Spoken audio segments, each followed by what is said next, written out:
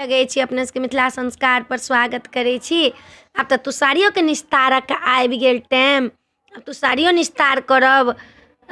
तू साड़ी निस्तार करे छे तो अपन ध क आ जते काले गीत हो तते काले पूजाई छे, बेलपत्र से पूजाई छे। जहाँ जहाँ अपन देल रहे छी तहाँ तहाँ खोट खोट के बेलपत्र ध ध के पूजे छथिन।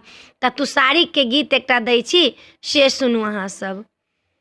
गौरी चलू हेमंत के आंगन, तू साड़ी आहूँ पूजबे। गौरी चलू हेमंत के आंगन, तू साड़ी आहूँ पूजब। गाय के गोबर से आंगन निपाएबे, गाय के गोबर से आंगन निपाएब। आई पान पुरहर धरब, तू साड़ी आहूँ पूजा। अब आई पान पुरहर धरब, तू साड़ी आहूँ पूजा।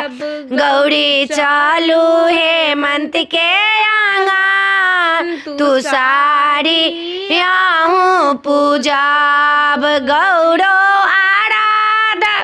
गौरो के पूजब, गौरो आराधब, गौरो के पूजब। मांगा भागा सोहाग, तू साड़ी आहूँ पूजब। मांगा भागा सोहाग, तू साड़ी आहूँ पूजब। गौरी चलू हेमंत के आंगन, तू साड़ी आहूँ पूजब।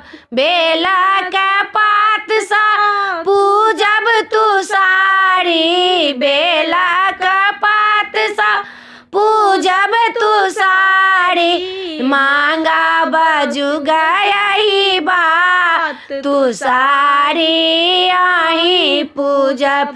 गौरी चलू हेमंत के आंगन, तू साड़ी आही पूजब।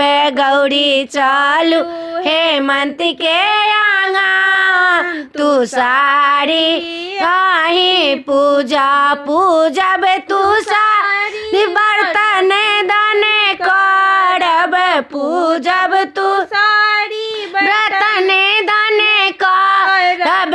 ब्राह्मणी के देव गोरो जे लागब, ब्राह्मणी के देव बनी गोरो जे लागब। मांगा भागा सोहाग, तू साड़ी आही पूजब। गौरी चलू हेमंत के आंगन, तू साड़ी आहूँ पूजब।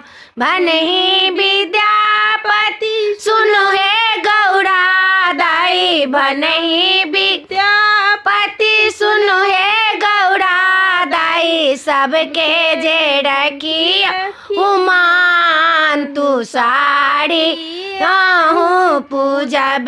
गौरी चलू हेमंत के आंगन, तू साड़ी आहूँ पूजब।